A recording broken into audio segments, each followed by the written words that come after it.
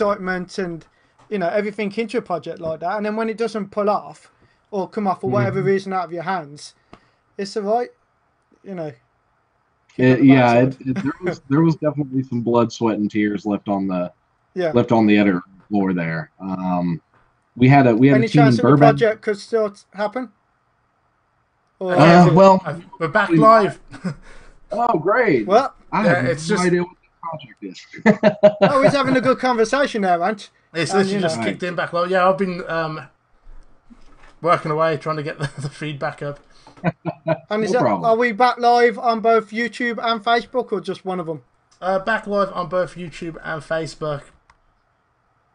Great. Hello. I don't really know how long we was on for. How long was the previous version on for then, Ant? I have no idea. Sorry. I bet you it went off when I said to you right at the beginning. No, Has no, this gone off? no. It's been on for a while. It cut off. Not long yeah, before I okay. said it went off. Gotcha. What were we talking about then, Ant, before we I don't before you know. knocked us all off? I think we were talking about how the real-time motion capture was used on the latest film production. So I'll pick up there if you'd like. Yeah, that'd be Yeah, great. yeah. Because you've just get something back together. you've been working on the latest upcoming Keanu Reeves sci-fi film, Replicas, which comes out next year, isn't it? That's correct. So, what was your 2018. involvement? What was your involvement in that production? So I was lead motion capture and then also previs artist and post-viz artist. And these all require the use of iClone specifically to do real-time motion capture for a variety of uses. So one of them was stunt coordination. So we were able to do that. And then, of course, that gives the director the ability to sit down and say, let's pick up this shot, or let's try this angle, or let's try this particular camera lens and film back combination. So a really strong feature set of iClone is the camera system. It essentially is going to give you the ability to implore the Canon film back, or the Red Dragon film back, or you know, even the RA cameras and things like that, that allow producers and directors to actually bring that to the real-time stage. Now the cool part about this is that not only can we do that for post-viz, but for tech-viz, we now can give that camera data to the director of photography as well. So that makes us pretty popular when we can match up our lenses and our film backs for the DOP to actually be able to coordinate with the visual effects guys and animators in order to conceptualize new angles and new shots that ultimately end up in the film. The post-viz aspect of it is basically the same. We're able to take that film back and the principal photography and then composite directly inside of iClone to bring that video layer in as a true background, and then literally line up our CG characters, which there is one in this film. His name is 345, and he has a variety of uses for the motion capture in a few different scenes. So we're able to actually bring the motion capture technology on set and literally plug in and be getting that real-time data, which can be used later in post as also kind of a digital roadmap for those guys to clean up in animation. But in this particular film's case, we went back to the real-time stage in iClone and literally, in some cases, even put other members of the crew inside the suit to do pickup shots or maybe adjust a motion here or there. So really, it's a few different hats that we wore on Replicas, and iClone was there for all of it. And was Replicas the first movie that you've been involved with? Is that the first time you've been working on a... The first AAA film that implored the full pipeline with Replicas. I did do a full lead animator position for an indie film with iClone some years back called Plato's Reality Machine. And that definitely is still floating around out there. It's about a character who falls in love with a girl in a video game. And, kind of commonplace these days. And it will be a lot more commonplace in the future, I think. I reckon with all this cartoon and 3D virtual reality characters knocking about, and as we get a lot more immersive, like, have you ever read the book Ready Player One? Oh, absolutely. You know, Ernest Yeah, is, well, is getting ready that's pretty much to what I bring think in a is going to whole happen. world. Yeah, We I are very seriously, much. I seriously think we're heading towards a society where you're going to have a bunch of kids zonked out in the corner on their VR machines, and you know they'll be living. Because at the end of the day, you know, Oh, you could absolutely. be in the virtual space and, you know, be these fantastic avatars, and I think a lot of people are going to definitely take to I that. think we're gonna catapult directly past. I think we're already in the Oasis, and we're heading to the Yeah, holodeck.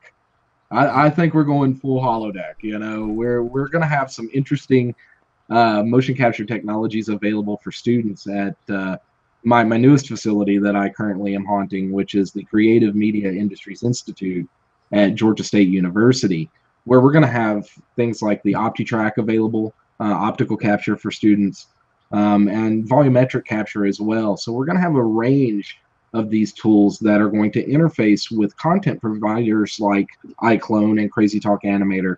Believe it or not, Crazy Talk Animator actually shares a content library with iClone. So essentially, I can grab my MoCap stuff and make motions out of it, and literally open Crazy Talk Animator and use my MoCap for my 2D characters because they literally have a 3D bone rig. So some very interesting integration with these tools, both hardware and software, is coming together in a variety of places. The creative media industry is literally just opened a couple of weeks ago. We had a ribbon cutting ceremony that now makes us fully active to students and to also a future facing community of partners and developers that will basically be able to implement these tools in a variety of ways. And you know, for film and television here in Atlanta, there's kind of a hotbed of production, also for VR and AR. So we're also focused on immersive world technologies like VR and AR content creation because at the end of the day, HMDs are great and smart glasses are going to be the wave of the future, but you're still talking about content. yeah, That's the thing. I think well, like that's what people need to be learning now in universities, colleges. The new future of technology. So that's you know, and it's going to be AR, VR, and like you say, holodecks and stuff. So it's kind of like, you know, we've got to take that next step now to get to that Sure. point. yeah, I saw someone on I can't remember the name of the company now, but on LinkedIn there was a fella, and I'll have to find the link later and put it below. But they was doing like, you know, Blade Runner, when you see like the big faces, you know, floating in the Sure. air. Someone's Sure. actually done that now, where they can create a 3D floating image. I haven't got. I think I'm I assuming saw they're doing this. it with cross lights or I something. I don't know. out of Tokyo. I think I've seen this technology in Florida already, and yeah, there's definitely some interesting things Mm. that you know we're going to be able to push to in terms of different deployments of this output. You know, avatars are going to be kind of an essential part of I think how we move forward in social media, how we move forward in advertising, how we move forward in marketing, and certainly how we move forward in entertainment. For example, we have our own robot at the creative media industries that literally functions as a greeter, but she can completely be interfaced with via the app, and so I can push different sort of programming protocol to her. And when I'm doing the training for this robot that is literally living in our facility, Mm. you know, I feel like I'm programming C3PO or something. I mean, it's really, you know, bleeding edge technology that's available to the consumer market now. And that's what has empowered artists like myself and students that have already studied under me over the last 10 years here in the United States that have become successful, you know, independent filmmakers and have really crushed the film festival circuit and things like that. It's just empowerment, and that's why I think that Georgia State is a very innovative institution in itself as a university for recognizing this, because you can't go out and hire a PhD in character animator, correct? No. Right? So we just don't exist, but we're definitely professionals that are in practice in the field right now with these tools. And you cannot expect something like a textbook to follow the speed of something like a microprocessor. So as these technologies shrink and become more accessible and smaller tools, you're going to see things emerge that are more and more powerful, like head-mounted displays or motion capture tools. And again, the democratization of the industry plays its part because it brings the price point down. So Real Illusion has definitely created tools that are accessible for that price point, and smaller teams that can be scaled. And then, of course, independent filmmakers and storytellers can be empowered and literally have the budget to tell their stories, create their games, create their content. And then, you know, I'm living proof that that ends up in some really interesting places from time to time. I think it's quite interesting that you, like you say, you can't really teach people this through textbooks anymore. By the time you've kind of learnt the software, it's kind of moved on already, and be it the same software, it's just evolved. So it's a bit of a it's an interesting industry to get into, because you've got to kind of learn how to continue learning and pushing it further and further.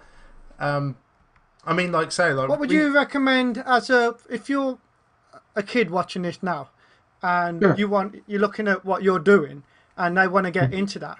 What would you recommend to them as the first steps? What should they do to make their first, they might only be like 13, 14. They're not at the stage yet when they can get to university. What tools should they have already learned by the time they get to you? What, to help them, progress? You've got kind of the core Adobe creative sort of suite, right? So you've got CS across the board. And that's kind of always nice to implore things like Photoshop or Illustrator and graphic design and vector design. But for me, if you want kids to start early in animation, the Real Illusion product line really is unmatched, because first of all, you can go today to www.realillusion, that's REALUSIN.com, blurring the line between reality and illusion. And essentially, we will allow you to download the full version of iClone, Crazy Talk Animator, and Crazy Talk. So 3 different products that you get full functionality, full versions, full render capability day one. Okay. And when I have students approach me for a variety of things, a lot of times my students become clients, and then vice versa. Sometimes my clients become students. And we flourish in a collaborative sort of relationship together, and the learning never really stops. But the beautiful part about this is it doesn't matter who approaches me for whatever film, whatever television show or game production that's going on. I tell them, before you spend a dime, go download the free software at realillusion.com. You get all 3 versions. Then go to YouTube and the Real Illusion page and download or watch or just absorb all of the free tutorial knowledge that is there. There's well over 100 hours of free tutorials that are available. They're in constant production. And Real Illusion does a great job of constantly updating these tools as well. So you mentioned how, by the time you learn software, sometimes it grows beyond you.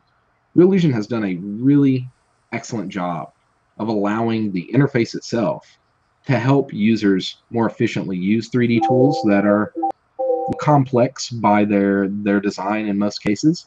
And that can be intimidating to new users, or the 13-year-old out there that says, hey man, how do I make a cartoon? Well, I can tell you, the Real Illusion tools make it easy for you, and that's a great starting point. And if they want to use your software, and what sort of hardware should they have? What do their computer need to be running at? If a kid's going to start running. One of my favorite aspects of this is just like a gaming machine. It's probably what you already have sitting on your desk right now. I mean, if you're a gamer and you're already playing things like Overwatch or League of Legends or anything like that, you're probably already sitting on a machine that's optimized for real-time use. Now, don't get me wrong.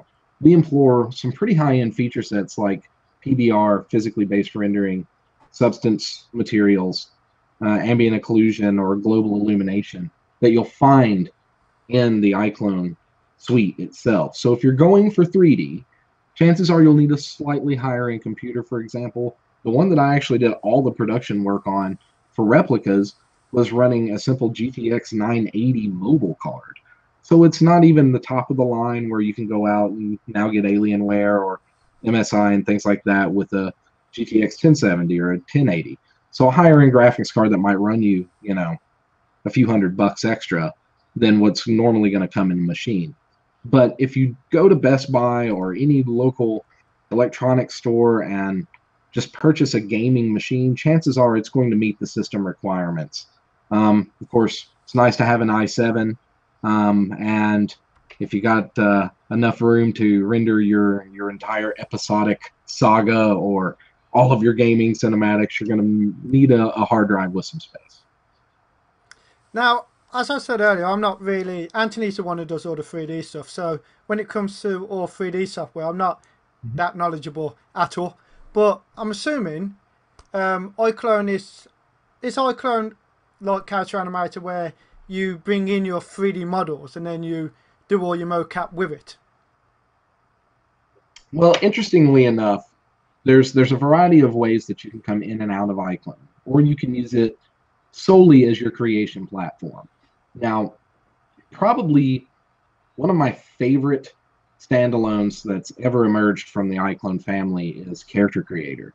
Character Creator is a new, very fast and efficient way to develop characters, again, from a single photograph. So going back to what we were talking about with Crazy Talk, animating anything with a single photograph. This sort of core narrative of speed and efficiency is carried out across the Reallusion product line. And so you start with a single photograph and create the character's head. This is the process that was used with Keanu Reeves as well for the film. And essentially, Character Creator is going to allow you to start with a character base, and then instead of spending time modeling, or maybe spending your time in Maya or ZBrush or Mudbox or something akin to that, you're actually starting with a base and then using morph-based sliders. So very much like what you'll find in most video games these days in terms of the avatar generation tools that you might find on something like NBA 2K or Tiger Woods PDGA. You basically have a quick set of features that are morph sliders or morph targets. Now, if you're an avid ZBrush user or an avid Maya modeler and you've got your own character rigs, you absolutely can use those. I'm not saying that you have to start with our content generation tools, but you can. Character Creator being the character generation that allows you to go all the way down to the clothing, the accessories of the avatar. You could even maybe add the cool look glasses. What format does that export out as? Is it like an FBX or is it a... Sure. Yeah, you can export an FBX. Okay. And we have some really cool features that would interest developers that end up in Unity or Unreal or even Maya. If you're looking for that higher end rendering option, you certainly can go back out to things like Maya and utilize, RenderMan or Arnold or things like that for your rendering engine. So your look dev can still be very high. But yeah, you're spitting out an FBX. We also support Alembic. And so you've got some versatility there. And the cool part for Unity and UV4 users is that there's a simplified export process with just one or two checkboxes that allow you to instantly export that FBX, and it will already do things like rename your bone rigs for UV4 to properly be compatible once imported. That's pretty cool. So, I mean, essentially you'd also be able to export that out, then bring it into ZBrush, add any extra detail that you want onto it, and then just update the mesh, and then it could go straight back into and you also can do that via OBJ as well. So if you just wanted to crack that mesh out, you literally can use our bridge tool called 3D Exchange. Yeah, I've looked at that. That's good. It's great because it literally opens that door up. So if you have other software packages that you're comfortable in, that is your go-to, we don't want to necessarily disrupt that creative process with the feature sets that are available to you inside of iClone. We want to be able to allow you to make that an easy transition in and out of 3D Exchange into iClone, and then utilize the power feature sets from pro-level partners like Faceware. So you go out, you do your edits in ZBrush, you come back home, you strap this guy on, you have a head rig with a webcam, and now you're actually taking part in facial tracking on the rig that you just edited inside of ZBrush. That's pretty cool. I mean, because I work with Lightwave, and it's obviously it's not got as many plugins, export features and that as things like 3D Max and Maya. But like I said, with X Exchange, it makes it gives that bridge between the software, which is what when I'm just playing around with it myself, I found that really cool. And the other thing is, I did find it very intuitive. It didn't take me long to be able to put together an animation, or literally within the day. Like, if you've got 3D animation experience, it's there. It's pretty obvious of what you need to do and how it works. Yeah, you'll be right at home. Also, one thing that I use to demystify kind of the ease of use of the tools is if you're already a 2D guy or a video guy or an audio guy even, chances are, I'm willing to bet, you're familiar with nonlinear editing on a timeline already. Okay, so when I approach art staffs as a whole, or a room full of creatives or a room full of students, when I start kind of employing these sort of tactics to say, look, you already know more than you think you do about our interface. And essentially then you open the timeline up and you show keyframes, you show clips, and you show that you have basically constraints as well. But outside of those three data sets, you're nonlinear editing all day long. So if you've ever cut up some video or audio, chances are you're going to be pretty efficient inside of our tools as well. Sounds interesting. I'll have to check it out. I've always just left Anthony get on with the 3D stuff with the business, and I've always just done the 2D one. So I think I'll have a look at that. But mind you, an interesting thing to ask you about, again, as I said, I'm totally naive when it comes to 3D production. So for anyone out there who's watching this who's in the same boat as me, you can answer me this question. I've seen in the news this week, there's been a lot of debate with the whole, I can never pronounce his name correctly. Is it Andy Serkey or Circuit? It's that whole kind of MoCap circuit. What's as in like short circuit? Well, yeah, it's that whole kind of performer versus animator. So from your point of view, is it a case of slipping on the MoCap bodysuit and then the character's there and it's almost like stepping into a digital costume, and it really is the actor doing the whole facial performance and he's doing the whole job, and then the animators later on are just essentially doing a bit of touch-up? Or is it actually the performer could be any performer really, and they do the basic, they do the main moves, but then it is the animators later on that really put the nuance and everything into it? So what's your take on that? Well, great question. And basically, you're right. This has been in the media lately, and you'll be able to go out and find, a couple of videos where animators are equated to digital makeup, or maybe even possibly just lumped into post-production as a whole, which is kind of unfair because you might have a Cinema 4D artist in the room that might be working on simply X particles. You might have another After Effects artist in the room that might be literally just working on camera tracking and compositing. You might be a room full of artists creating DAC screens that literally play as background elements for said actors, enhancement of the scene. Now, that being said, I'm a big fan of Gollum, I'm a big fan of Kong, and I'm a big fan of everything that Andy has done. However, I must wholeheartedly agree that animators are absolutely the core of the process and not necessarily the core of the performance itself. Animators literally carry over tasks that are oftentimes most best represented when they go unseen. So if you have an animator's work where you literally are lost in the moment or lost in the character performance, it's because the animator's done their job, and the VFX team has as well. But it doesn't stop there. You know, you literally have color correction artists that are further down the line that are going to carry over that look and feel of the lighting aesthetic. This all originates from the director and the director of photography's point of view and their collective creative input that says, we're going to go with a blue tone for John Wick, or we're going to go, you know, high yellows for Traffic, or something like that. We're going to have an overall aesthetic that literally it's everybody's job, from the performer who is standing on the stage to the animator that is charged with manipulating this performance and applying that to a character rig. Because let's not forget, the character rigs themselves must be able to perform at a very high level.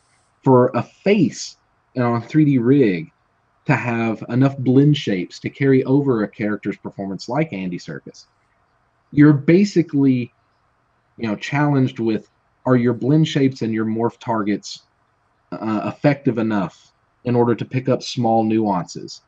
Now, another thing that I've learned in my time in the mocap industry is that body language is exactly that. And it doesn't whisper, it screams. So if you take somebody and you capture their performance, whether that's an inertia-based system or an optical system or even a volumetric system, you're very much going to get a true representation of that full proportion, that full skeletal system, everything about that character's weight, the way that they breathe, the gravity that's pulling them down. You're literally going to get all of that in a visual medium. This is something that if you try to manipulate or change, maybe if you wanted to have Peter Jackson's stunt double stand in for a take or two, you're going to see that in the performance. So yes, there is a strong reliance in the data itself for that character performance to be a singular sort of representation. And it doesn't matter if you're Gollum or a zombie, okay? If you're one of the White Walkers on Game of Thrones, chances are, if, you know, the guy who's mocapping him is 7 feet tall and weighs, you know, 250 pounds, he's not going to translate as a 35-pound skeleton with armor. So you have to consider that inside of the performance, and I think the marriage between what the animators do, what the character designers and riggers do, and then, of course, what the full VFX team is charged with throughout the entire post-production process cannot be done by a single actor alone. How long do you think it's going to be until we get a movie star that is actually... I think they actually made a film about this a few years ago. I can't remember what, it was something like Selena or something like that, I think it was called. But how long do you think it'll be until you have a movie star which is actually not a real person? It's a computer generated, like, mocap. Right, like a avatar. I would argue that they already exist. You know, if you look at young Jeff Bridges' performance in Tron, if you look at, you know, things that you know are so commonplace these days, especially in you know, large franchises like Marvel.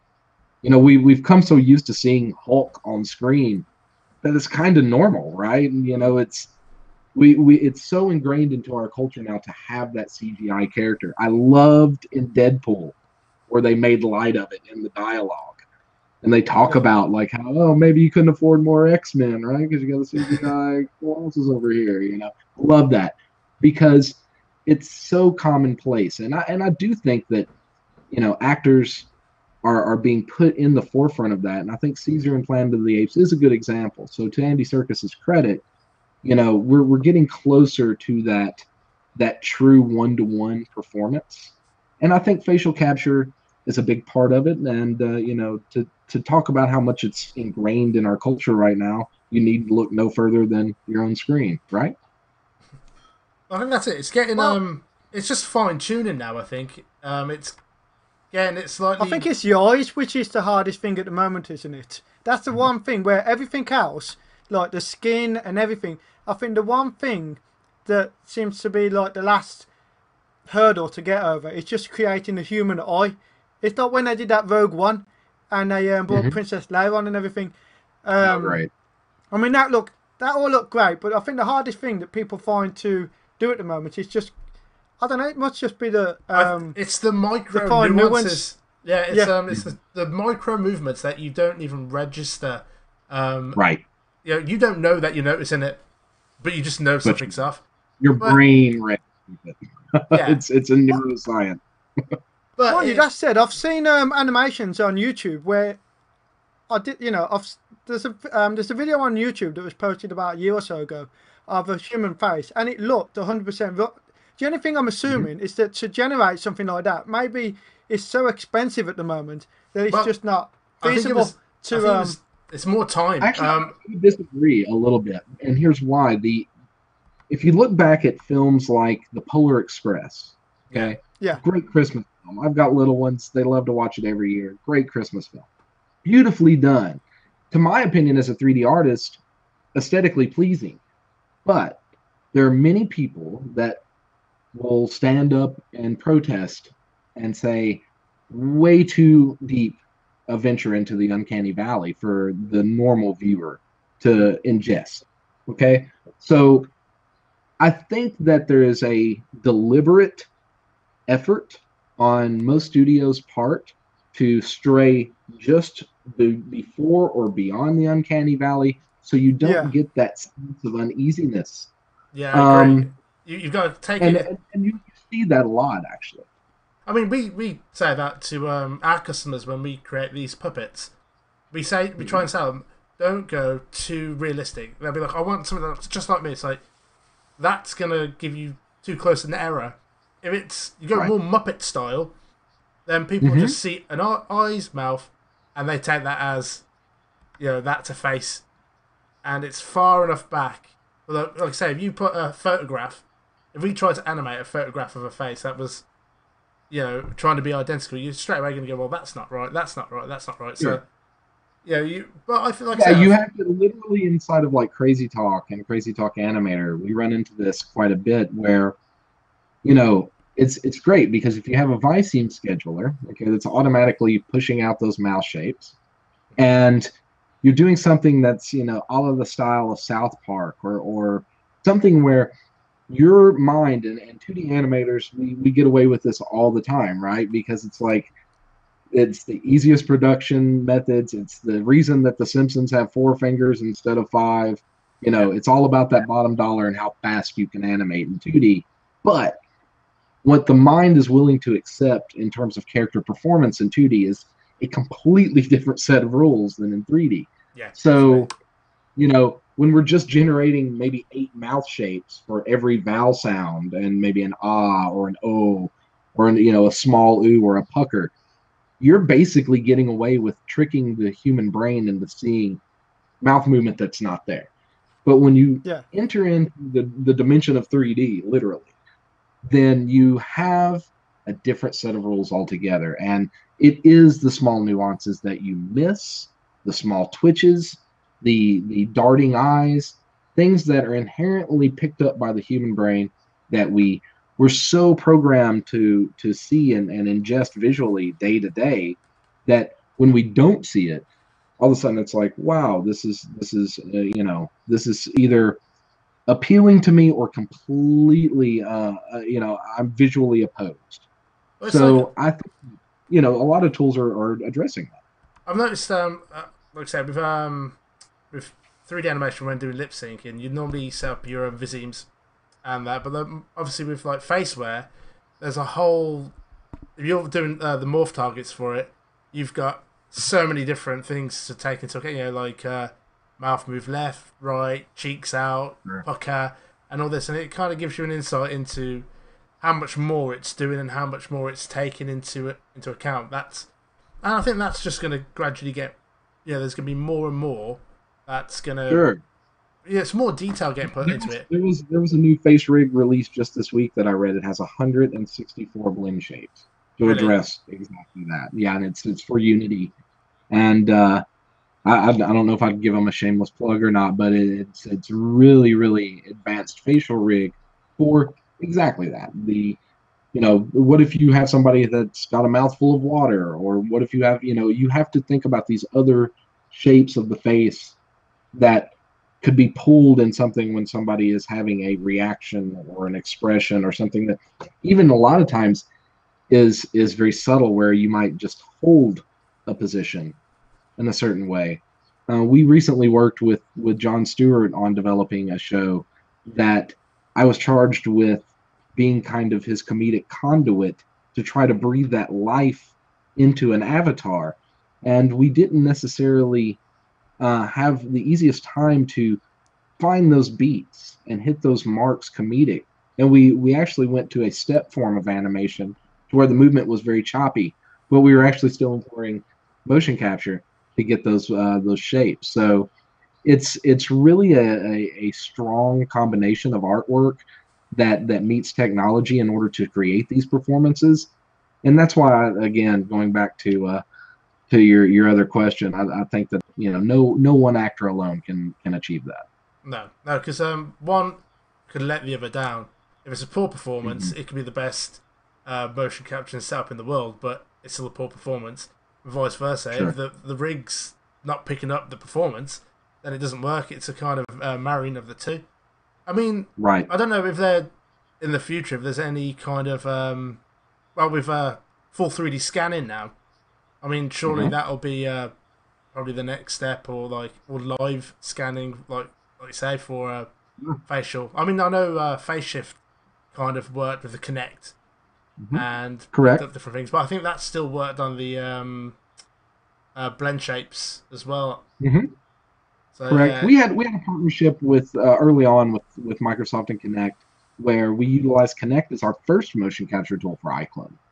So we've been in this space a while, really closely paying attention to the technology. And when I say we, I mean Reallusion is an incredibly forward-facing company and future-facing company that really has an insight for what tech is going to best implement the tools, feature sets in the highest quality of way. And the other aspect of that is that, yeah, you're absolutely right.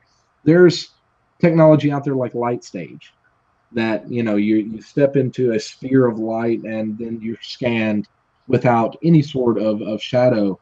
That way you have a full body 360-degree representation of your actual materials that you're currently wearing, your skin, your hair. Everything is documented accordingly. Now, the beautiful part about that is just like I mentioned earlier, inside of iClone, you literally can bring that through the 3D Exchange portal and use light stage avatars or full virtually scanned avatars that are true representations of themselves. We're going to have some technology in the future that's going to address that, and some new features that I think people will find extremely interesting in that regard. I think there's a lot more interest in this kind of area now. I mean, even a few years ago, you say to people like, "Oh, go down the mocap," but either they thought like, "Ah, no, it's too hard," or it's not accessible. Right. And people kind of write it off. It's like, no, you're better off doing just, you get this a lot. It's like, no, you can't beat the way we're doing it now. And I think a lot of people get like that in whatever field they're in. So, well, the way you kind of stick with what you know. But we're getting out of that now, and I think this kind of new era is opening up to virtual performers and virtual avatars and stuff. And I think definitely think it's the way forwards, and it's going to, in the next few years even, I think we're going to see a big increase in this type of thing. Sure. Well, it's accessibility at the end of the day, isn't it? It's basically the ability to say, "Hey, I'm a producer and I have AAA talent in the room, and I have a mocap artist or engineer in the room. Then why don't we do some motion capture very quickly?" And the ability to say yes to these things. And the reason that the mocap industry has been kind of democratized in certain ways is because previously you were bringing the artist to the facility, and never before were you able to bring the facility to the artist. And that's something that even to date, if you're shooting something huge like Planet of the Apes, they're using trackable cameras in the actual principal photography set.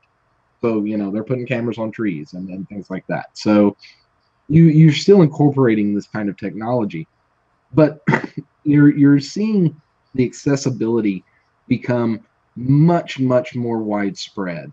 And that allows people to be creative faster, more efficient in production, and really at the the end of the day when you walk into a room, okay, and you have a bunch of guys that are 3D artists that are accomplished, that have definitely got a strong pedigree, and you're saying that you're going to bring a tool into the mix that may be perceived as disruptive to their creative process. But Yeah. as you mentioned before, file formats like FBX and things like that, you're going to find a point in people's production pipeline where you're not going to be disruptive. You're simply going to replace the way that they get this particular file in this format. For example, if we're getting this FBX, okay, and normally you're saying, okay, here's my character rig. Here it is in FBX format. You take it and run with it. Or you're saying, here's my character rig, and here's a little bit of animation with that. And it's usually motion or body motion animation, okay? Real Illusion has taken that a step further, and they've created a native file format called Motion Plus. And what Motion Plus is it's character MoCap motion plus facial performance. So when we hand you that FBX out of the Real Illusion pipeline, and that comes out of 3D Exchange, you're given an FBX that has more motion data inside of it inherently. So now you're getting the full character performance inside of Unity on the timeline. You're getting the full character performance back out into Maya for further rendering in Arnold or things like that. So you have this more versatile tool set that brings speed and efficiency to the production process for what normally, if you were looking at traditional BVH cleanup for motion data, you're spending a lot of time, a lot of man hours, a lot of effort. And one thing that really makes producers do a lot of this is when you start telling them things that save them money. Yeah. So all of a sudden, you become a stronger asset.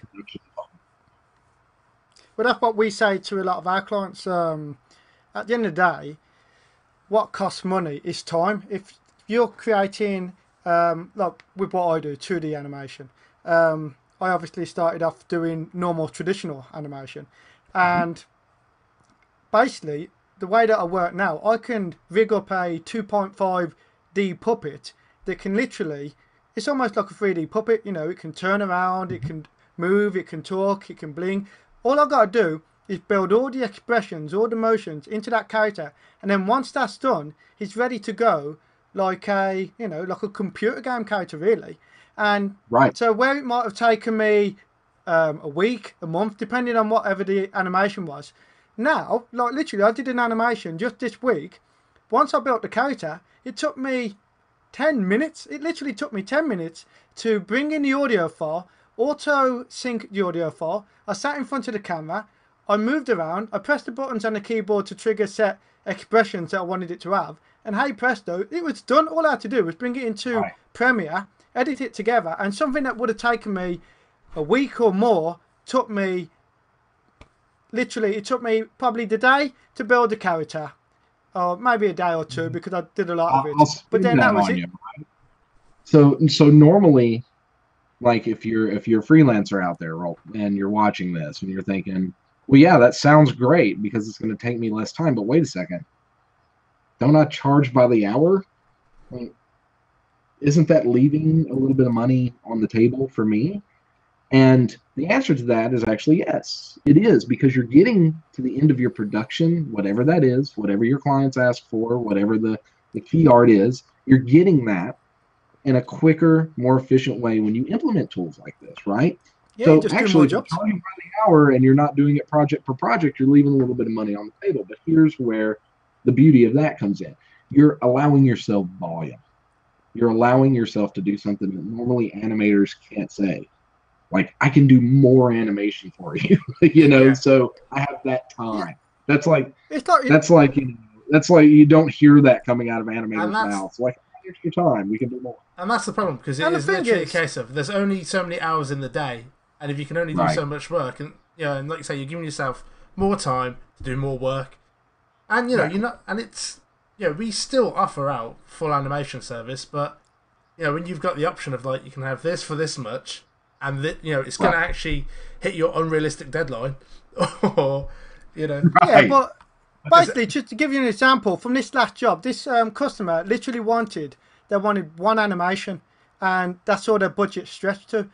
They still spent the budget they was going to spend with us, but we was just able to offer them more content, and it wasn't creating more work for us, and the customer was happy, and that means they're going to come back to us more often. They're going to recommend us to more people, and also when the job's finished, you can just do more work anyway. We've got plenty of people knocking on our door, so we're just getting our portfolio bigger and bigger and bigger, and doing a lot more interesting jobs. That's the other point that's made. Your reel all of a sudden goes from like a couple of cool things to like this body of work, right? And then you can actually say, oh, well, I'm approaching this as a new client, and they're in marketing, so I'm going to go over to my reel, and I'm actually going to isolate just my marketing stuff. I get approached a lot by medical professionals in the field for a variety of different reasons for uses of these tools. Cool side note about the perception neuron capture software, which is actually called Axis Neuron, is you can actually get calculation data out of this. So from each sensor, you can track things like inertia or g-force and velocity. And so all of this can literally be exported into an Excel spreadsheet. Okay, so when you start talking to people about injury prevention, all of a sudden this doesn't become a motion capture tool anymore.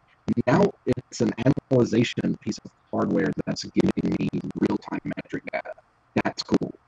Okay, you flip that on its head. Now all of a sudden I'm taking this and I'm not using it as a motion capture tool. And again, if anybody's just joining us, I'm talking about my little MoCap lunchbox here. Perceptions are around $1,500 a pop. They're just kind of the entry point level for inertia-based motion capture systems. But now if I pop that on, I also can use that as a game controller inside of Unity or Unreal. And now all of a sudden I'm in a scene with physics, and I've got an HMD on, and I'm in world, I'm in my project with my content. And I'm able to grab things because I have physical representation of my virtual hand. Okay, so there's now you're not a motion capture piece of hardware anymore, you're a game controller. So these things can be collaboratively intertwined with other technologies and other purposes to give you a variety of results. So yeah, when you're talking about why would I implement these things if they're low cost, okay, or the perception sometimes of things that are consumer level are less quality. But if I'm gaining all of these different aspects of animation that allows me to do things like character generation, motion capture, scene development, rapid immersive world creation, and rapid prototyping, then I have a variety of tools available to me that can go into a variety of different industries. And then when you do have more hours in the day all of a sudden, because you're getting to the end of these jobs faster, you're able to say yes to other fields of study or other fields of focus that you may not have thought animation has a place here at all. I can't tell you how much corporate animation I've done in this way.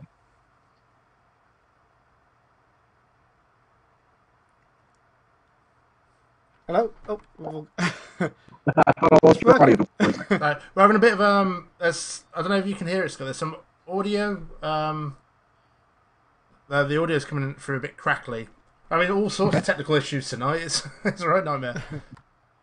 Well, anyway, I mean, we've kept you for well over an hour now, and it's been great having you on, because for me personally, like I said, this is all because whether you're into 2D or 3D, I think live, real-time animation, and I don't just mean live animation for talking live, but I just mean as a tool where you can churn something out in real time. It's definitely, it's definitely the way everything is going. Now, I know that freaks out a lot of traditional people that work with, keyframe and whatnot, but hearing about the 3D side of things is fascinating. And I know we've had a lot of people asking us to talk about it. You're going to find all those keyframes on the timeline. They're all still there. You can still go in and utilize curve editing. I mean, all the fundamentals of animation are still intact. Okay, so you're not leaving those guys out in the cold. You're not throwing that education that you got out the window that is saying, listen, you've got to curve edit everything. It's got to be beautiful, seamless animation between your keyframes. That data still exists, and you can access these tools. What it is that you don't necessarily have to take it to that level if you're not charged with that level of quality of production. Is there we're not. Is there a way at the moment with Reallusion to do like the same sort of setup as we've got at the moment with a live animation using a 3D character with blend shapes? Right now, again, yes, you can do that as a player, or not necessarily as a player, but in our viewer. So, at SIGGRAPH this year, we were, again, the lucky recipients of the Silver Edge Award from Computer Graphics World for our demo at SIGGRAPH 2017. And essentially, we did incorporate the Xsense Link Suit, which is their high-end option for inertia-based motion capture. It's going to run you more like $12,000. So for studios and things like that are focused on high-end data quality and zero electromagnetic interference, Xsense is really the way to go. You're going to pay more, but you're going to have access to their capture suite, which is called MBN Studio. And in MBN Studio, you have the ability to, again, really access the beautiful performance capture all the way down to the wrist, but not the fingers. Now, also, we had the Faceware full head rig, which is also about a $15,000 investment for higher end production.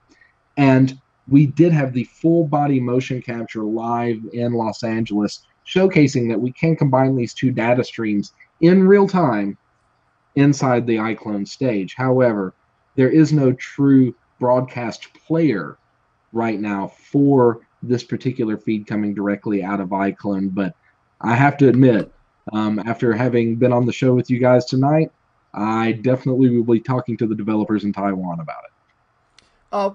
Literally, it's all Anthony goes. Anthony's been going nuts over the last few months because obviously working in this 2D platform is great, but Anthony's a 3D guy, and ultimately he wants to have the full, For me, I would like the idea. I'm always going to be 2D, but I can certainly see, like some customers come to us and they want it in 2D because they like the whole cartoon.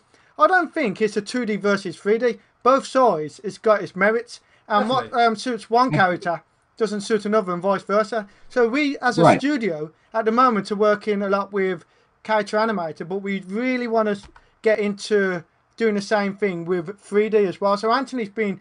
What have you been working with, Ant? What's the Well, what we've been looking into is we've been working with Unity and using something like Salsa or something like Salsa. that. Yeah, basically we're waiting for a version. What's the problem that you've been having with it? Well, what we like about Salsa is sure, it all works. The issue we're having is the fact that I don't know how to use Unity, so I can set Salsa up. That's all good, but what I've got to do is basically spend some time and learn how to make a controllable character. But the rig, it all works. I've set it up and I've had it working with the face, lip syncing and everything, and it's a good system. And what's quite cool about it is you can package it up as a application and send it straight away, and they've got and then you've got an instant executable interactive avatar, which it's kind of, it's not the full on it's the low level, it's basically it's another but it is becoming more and more commonplace, and it's not the holy grail of like interactive character animation, but I promise you this: if you go seek out those developers that are looking for that, chances are their journey started in Unity with Salsa, and one of our avatars maybe out of Character Creator, or maybe a Fuse avatar or something like that. So you're seeing that emerge more and more, because what do we want? We want interactivity with our devices, with our I personally feel that yes, we are going more towards the holodeck, and where you'll first see it all occur is in advertising.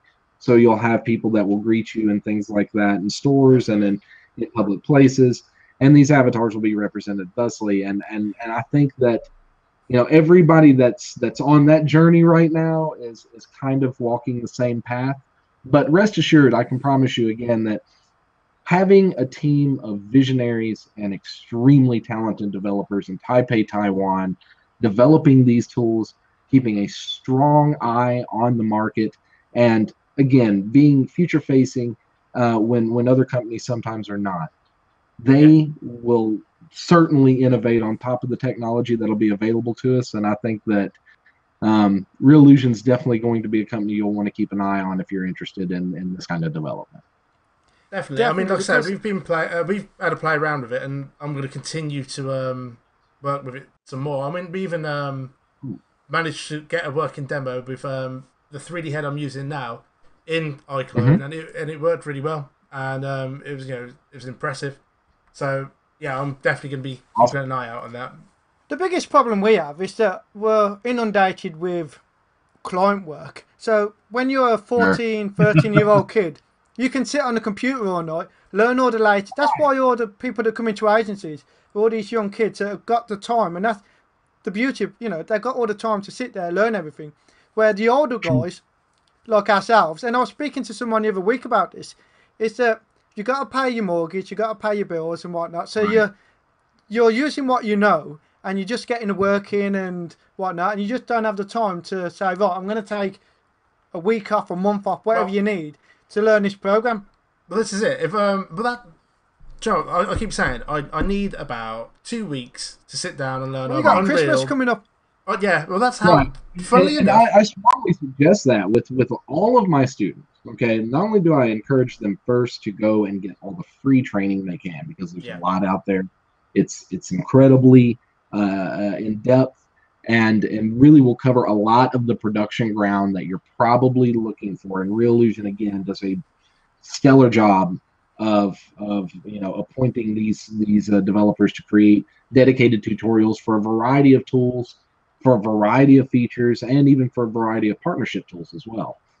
So you'll find a lot of that out there. But you're absolutely right. You have maybe a week or two of dedicated time with these tools, and you'll find yourself in a position, in some cases, where you enter into it knowing nothing about animation, nothing about keyframes, nothing about frame rate, nothing about lights, cameras, characters, etc. Okay, and all of a sudden, then you're animating, and you're animating with ease, and you're utilizing the content library, and you're finding the UI easy to navigate, and then the best thing, and I know it sounds a little cliche, but the best thing happens. You actually create your content, and you get your story told, or you get your gaming cinematic created, or you get your client work done a little bit faster, and you can move on to other things that are more important.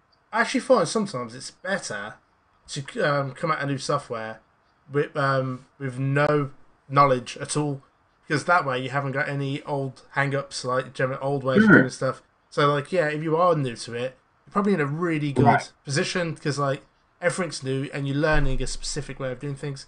I mean, that's what I like. You get tools out there like Blender that are free now as well, and other tools that are cheap and easy for the 13-year-old to access, right? Yeah. And the webcam that I'm actually coming to you guys through tonight is the exact same Logitech. You can see here. It's just a regular 922M. So this is not some sort of space age camera or technology that's going to cost you 20 grand. That's going to run you $70 at any Best Buy or Amazon for like $80, right? So it's just your regular HD sort of component and peripheral that is nothing special, but you're getting 60 frames per second facial tracking out of it. So it's pretty incredible stuff that you have that you can implement for a low price point. And these software packages are no different. So as a whole, if you wanted to outfit yourself with face capture, motion capture, and the full production suite, you literally could do it for under $2,500. I mean, that's pretty cool. I mean, like you say, if you've got a gaming rig at home, which most kids probably already have, you've got the hardware there that can do it. I mean, a lot of the the old TV shows and movies and that were made years ago were done on stuff that Oh man, that you kidding couldn't me? even do that. Absolutely. Yeah. I mean, bubble gum and shoestrings, right? I mean, you look at the battleship sets that were broken up at ILM to create the Death Star and the iconic run through the canyon there. And you go back and you look at the pioneers in our industry like Spielberg and like George Lucas and people like innovators on top of that, Tim Burton and people that have pushed the stop motion bar higher and higher. And now you have production companies that 3D print all of their blend shapes for their characters for stop motion. Paranormal. Lucky, isn't it? Paranormal. Great flick, right? So that's a great film, yeah. All this kind of mashed up and different methods and different tools being utilized. And same thing as well. We're just going to continue to see. People's phones in their pocket. You've got HD cameras. Exactly. Suits. You're walking around. I tell people all the time, I've got a Gear VR, here beside me with the old one, right? And it's like you're walking around with an HMD in your pocket, or when I showcase the neurons for the perception neuron and actually show the sensors, I'll remind people it's the same thing that makes that little tilt game on your phone work, right? So we're walking around with the technology. It's all around you. And yes, you're absolutely right. Chances are, if you're the weekend warrior, 13-year-old gamer out there, you probably already have some of it on your desk. Oh, I get quite annoyed, to be honest, because I talked to I've spoken to some kids who've got better rigs that they use for gaming than I've got for my professional work. So yeah, I've mentioned it a few times before. We found a software about 15 to 20 years ago, I think it was, and here we go. Yeah, but I've been saying it for that. I've been saying this for 15 years. It was basically an avatar chat program where they used lip sync from your mic and expressions on keys. Exactly what we're doing. It's called Online Traveller. Online and Traveller. It come out must have been about 1998 that we used it. Right, it's still online. Look back into that. It's just interesting that was it was working back then. It was a lot. It was before its time. And dial up. Yeah, well, that was a problem. Once upon a time, I will admit, once upon a time there was a point in time that you could get crazy talk for Skype. Yeah. So it does not exist anymore, but that did occur for a while, where you could literally load in your crazy talk avatars to Skype and generate facial animation in the same way. And it's an interesting arena that still has yet to be fully realized in the potential. And I think Character Animator definitely is making strides to push other companies forward to getting closer to that sort of functionality. Google and Apple, including AR as part of the core operating system and not an application that sits on top, is I think a big move. And when you see trend-setting companies like Apple and Google making a huge investment, a huge change, and a huge sort of manipulation in the way that they're providing and presenting their technology, then it's time for everybody to kind of pay attention, especially developers in this space, because these are the tools that you will be implementing going forward, and these are the companies that say, hey, this is part of our day-to-day, so we're putting it in our tech. Well, this is the thing, I think. If as soon as everybody's got access to it and it's in their pockets, it isn't brand new, it isn't magic, it's like, well, it's on my phone. So once people know about it, then they'll invest more into it. So we have seen an absolute explosion in because of products like Apple bringing out the new emoji thing. Basically, because it's all becoming a lot more into the public knowledge, we are now getting a lot more people coming to us and saying, right, we want our company mascot so that you can talk to people over social media. And the great thing about real-time animation, whether it's 2D, 3D, is that at the moment we do live, and I say at the moment, I mean we do live in a world that seems to evolve around social media, and people aren't willing to wait anymore like a week or a month to have one animated content. They want stuff every single day, and if you don't have stuff every single day, then everyone's watching the competition. So now, Now by that having is the middle real-time ground, right? cartoons, you can knock out these content for the customers every day, and that is what people are coming to us for. So the interest in it is building exponentially at the moment. Absolutely, absolutely, and I think that's a completely fair assessment as well for the city of Atlanta. We are seeing, you know, a bit of a renaissance in AR production, where people are innovating on top of the technology and really doing some incredible things. And that does nothing but help to further companies like Google and Apple's initiatives to say, we are absolutely going to make this part of everybody's day to day, and it's going to be as commonplace and accepted as what, you know, a speakerphone is, or something like that. That is just, of course, I have a speakerphone and a flashlight and everything else on my phone. But I can remember in the '80s when that like was still, you know, only in Steven Spielberg movies, right? So, yeah, I remember that when mobile phones came out, and it's like, I won't pick up. Like, do you know what I mean? Got a house phone, Oh yeah, what I the need a video mobile phone. for? Yeah, video phones. And Yeah, it seemed to be since the 80s they was trying to get video phones to come out, and nobody was interested until, you know, the last. Oh, it's only been like the last 5 years that people have really embraced Skype and everything. Absolutely, absolutely. And you know, I've been a long time sort of Skype user, and you know, I go way back with a lot of, you know, different products. You know, Photoshop obviously has always been a core go-to, but you see companies like Substance and Substance Painter as one of their yeah, products, or companies like, I'm sorry, Algorithmic, creators of the Substance technology, that have now started to innovate in smaller areas that are extremely, or would what most people would consider kind of small, but really it's a gigantic portion of what we do as 3D artists in material creation. So what exists on top of the mesh, obviously, is the wrapper on the actual present itself. And essentially, what they've done is they've kind of changed the way that we approach creating materials. And so every once in a while, you'll have a company come along that will take one of these core essential tools out of your toolbox and say, this is kind of dusty. We're going to show you a new way to utilize this particular feature. well, it's like when And Algorithmic done that. I mean, it's like when ZBrush first came about. The fact that, you know, you Mm-hmm. can make Absolutely. paint, sculpt millions of polys, Right. sort of like that. Just took because I mean, I started off in Sure. 3D animation because I was interested in sculpting, and then it was like, Right. and I was interested in computers and sculpting. Kind of Mm-hmm. combined the two, and then ZBrush came along, and that was it. Then that was, you know, it just took it to a whole new level. It takes the detailing that you do. Probably my favorite image sequence is John Travolta walking in front of the ZBrush Yes. interface. Yeah, That's like my all-time favorite Travolta.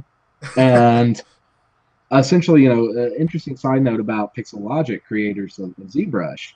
It's like 5 guys. yeah, Okay, it's like a tiny company, and they all drive Maseratis. Why? Because they produced the most efficient tool that does one thing and does it perfectly. yeah. And you know, you can throw millions of polys at it. You can throw, you know, a bazillion sets of normal maps and have stuff that's just extremely gnarly to the appearance. And that's, you know, for modelers, absolutely. It was just like, of course, give me a quad converter and let me go crazy, right? Because now I'm not constrained by poly count anymore.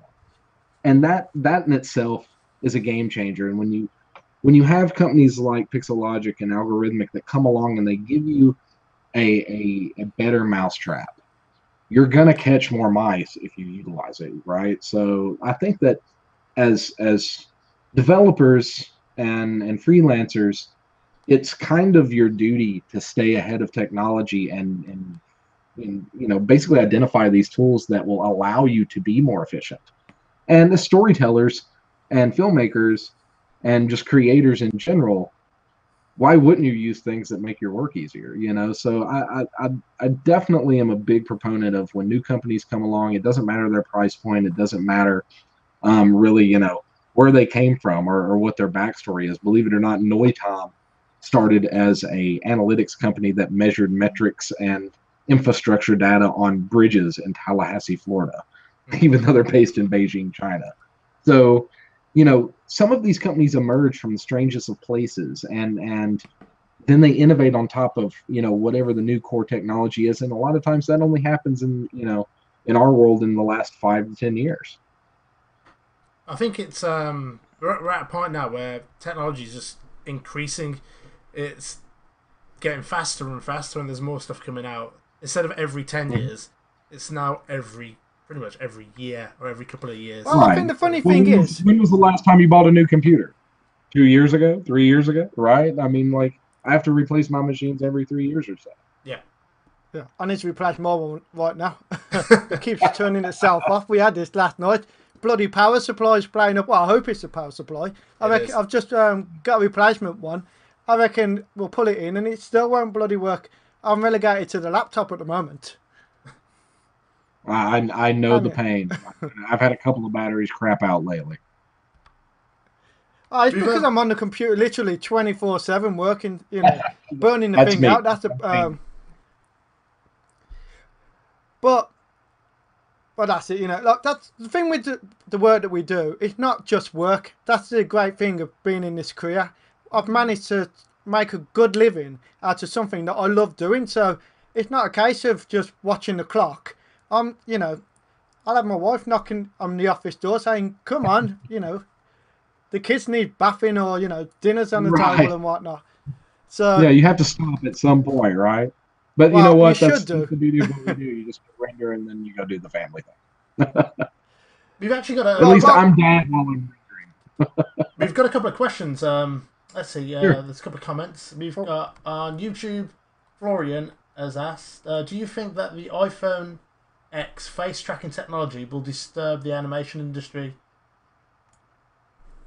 I don't see it as a true disrupt, but I do see it as an additional option. You know, I don't perceive that every producer and director is going to embrace, you know, being able to stick a phone in front of an actor's face and say, "Hey, now you're the Hulk. Now you're, you know, whatever CG character is on screen." When you have, you know, technology out there like the MOVA and other, you know, really sophisticated facial tracking technologies that implement things like, you know, light sensitive makeup for tracking dots, okay, and a completely curved light rig that is specifically to light the face.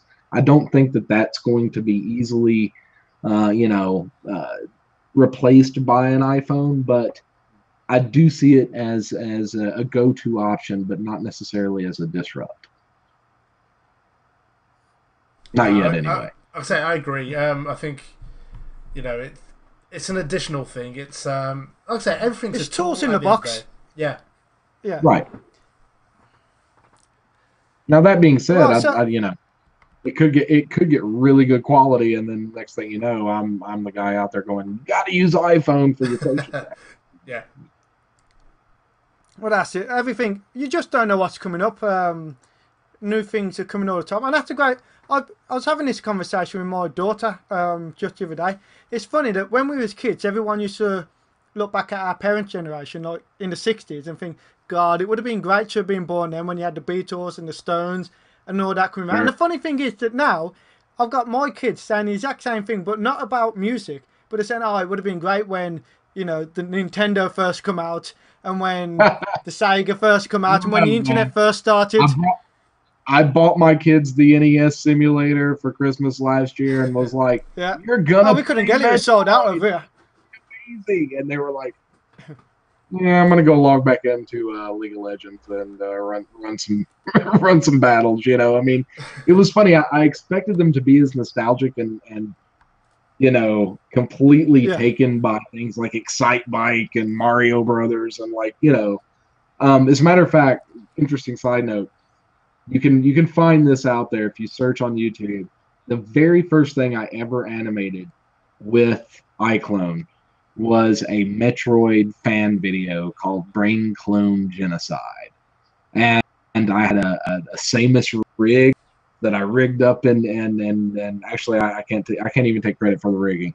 John, my brother, rigged up a Samus character, but I took that and then animated it inside of iClone. Did all kinds of crazy things that, you know, at the time we were innovating with things like glow maps, and it was very early inception of the tool. So it was just starting to become more of a robust 3D engine. But absolutely, my go-to was Metroid, and I was a little disappointed that my kids weren't more Samus crazy. Oh, Yeah. it's because you think about it. When we was kids, you got what, a new Sonic the Hedgehog game or Mario Right. or Turtles. You got one come out every bloody year, or maybe one or two. Where nowadays, kids, everything is so throwaway. They got apps, games for Sure. free that we would have loved Sure. for nothing, Oh God. and they play it. They play it for like 2 hours. It's like, nah, I'm not bored with this. I want another one now. And I would have played on that for like 5 years when I was a kid. I will give my daughter a little bit of credit. She's 10, and there's a great company, gaming developers up in Montreal called Square Enix. I think I'm saying that right. And they bought the licensing for Hitman and Lara Croft from Tomb Raider. And so they Right. created these awesome puzzle games called Lara Croft Go. It's a shameless plug there because I literally love playing this game. And the cool part about it is it introduced my daughter to Lara Croft. And so now she's all about Tomb Raider. So where the nostalgia of the NES failed me, the nostalgia of the PlayStation won over, but it was through an app. So, maybe the delivery mechanism has to be on a phone for them to think it's cool. I don't know. Funny thing is, what You looking forward to the new Lara Croft film coming out?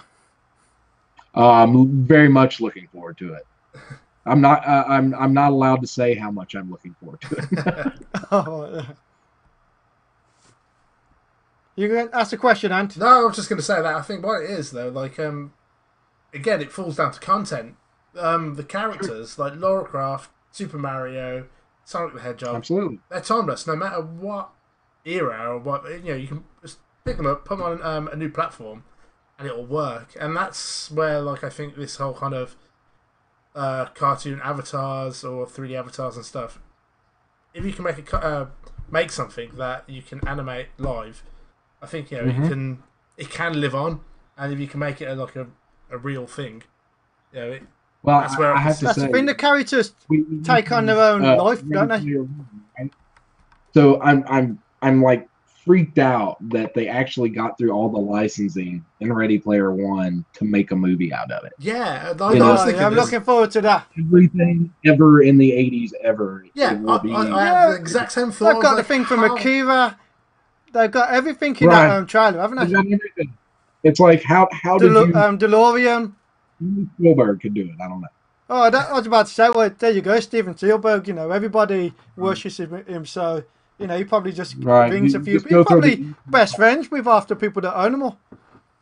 No, but you got Yeah, to that's probably, interesting story. So I get speaking of Ready Player One and speaking of just interesting people and knowing creators of things, right? So I'm at a little trade show in Raleigh, North Carolina, of all places, called ECGC. So it's the East Coast Game Developers Show or game convention. And so I'm there. This is a couple of years ago, and I'm breaking down my little iClone booth, and a VR developer who I was sharing the space with, he said, hey, man, please come over here and take a picture with me and this guy. And I said, sure. Older gentleman. And so I went over and I snapped the shot, and they thanked me, and the guy walks away, and I look at my friend and I say, who was that? He said, dude, that was the guy that programmed Adventure on the Atari. He was who Ernest Cline wrote about putting the Easter egg, the first Easter egg in a game. And he was there in Raleigh, North Carolina, checking out our technology. So it's crazy because these people do still exist. They are out there. They're still alive. And this pop culture phenomenon that's getting ready to occur with Ready Player One is going to showcase all of them if they do it right. But I can't imagine that they will. Yeah, it's definitely a big film to tackle, and I've got my fingers because I love that book. That book was so great, but like as you mentioned yourself, though, that's the thing. The book is very much a 80s nostalgic trip. So people in 30, I suppose you everyone born in the 80s are in the 30s now, aren't they? Or could they still be in the 20s? There might be, yeah, I think some people. My sister's showing his what? great math skills. I know. There's way too much algebra for me. Yeah. We'll just say, But the point is, 30s. 80. well, my point is that for us reading it, who are nostalgic about the 80s, we think it's great. We think it's great seeing the DeLorean and all these things in the film. But will kids, you know, like who are 10, 12, 15, whatever, are they going to have the same emotional investment in the film as the older generation? Well, I think that, you look at titles like Angry Birds, right? And, Rovio, very interesting tidbit about Rovio. Angry Birds, I think, was their like 52nd or 57th title. Okay. They're still working on making, I think, the next one as successful as Angry Birds. Because here's the thing, just like with George Lucas in the 80s, what made LucasArts a completely helpful terminology for people in our industry these days? Merchandising rights.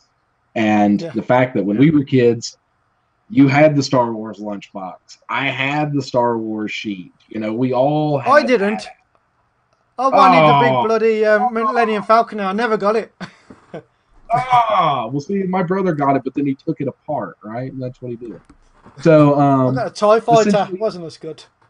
Those merchandising rights, though, man, it's core because when to go back to your question, my kids can go out and buy an Angry Birds sleeping bag right now at the store, right? And I think that they'll be nostalgic about certain things the way that we are, but it's going to again evolve around what they have on their walls, what they have on their bedrooms. And that's why I cannot be more happy that Marvel is going just completely crazy. And my son, my 6-year-old's room is littered with Wolverine and Spidey and Venom and all kinds of fun stuff. Have you taken him to see the new Thor film yet? I have not, but that's it's only amazing. because it's the best. It's their best one yet. I love that film. I watched it the other week with my son. It's amazing. I'll tell you the best review that I've heard on Ragnarok was actually delivered on a video on Facebook yesterday via AR Jeff Goldblum. And look this up, and it's one of the new AR apps, right?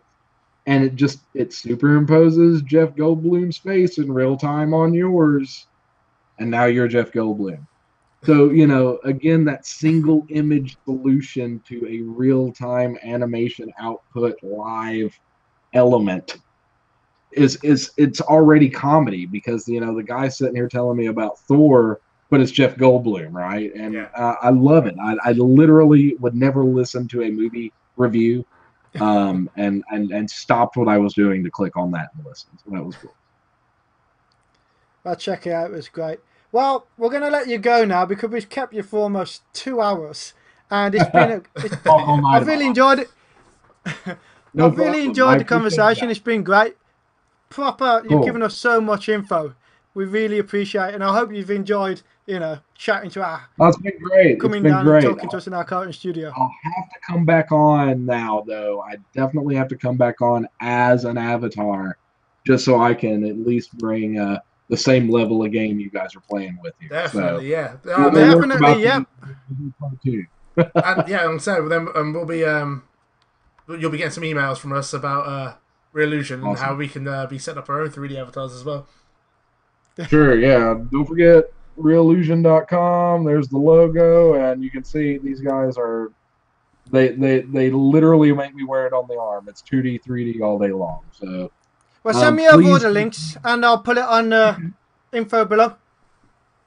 Will do. And if anybody else out there would like to contact me, you can catch me at jimmyiclone@gmail.com. That's JIMMYICLONE @gmail. Also, MoCap is a company that I've started here inside of the city of Atlanta, but we service people all over the world. And you can also contact me there at james.martin MARTIN @MoCap. That's MOBACAP.com. And of course, make sure you check out Real-Illusion and all the tools available there. And if you're ever in Atlanta and want to stop by and see me directly, you can do so at Georgia State University at our Creative Media Industries Institute. Oh yeah, we'll have to do that. We'll just have to jump on the I plane do over. the Won't take us. all the way through now. Yeah. Please do. The facility is incredible.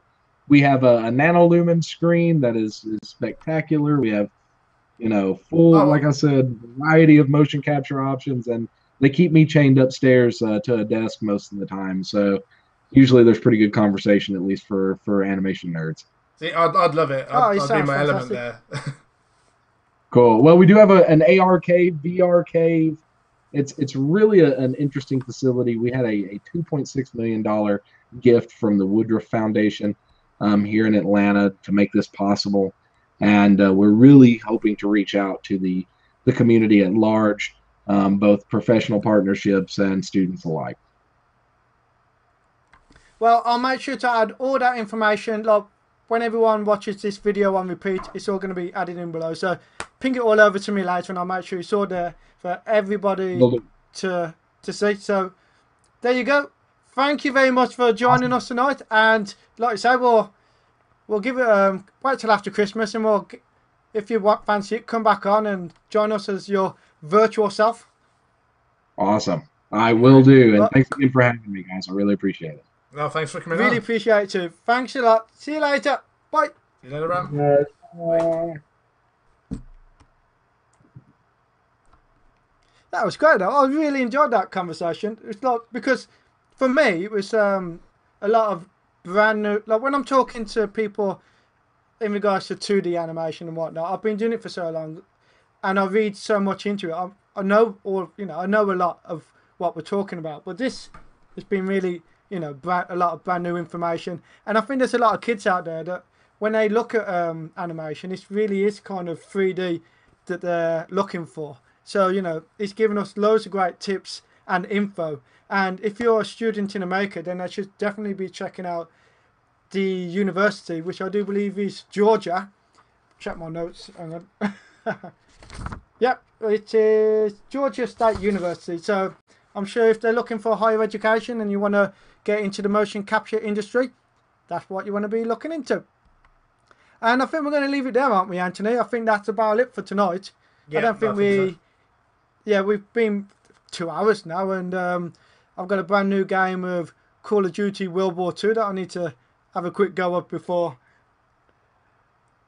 I need to go to bed. I say, and I'll definitely be looking more into Re-Illusion. Like I say, probably over Christmas time.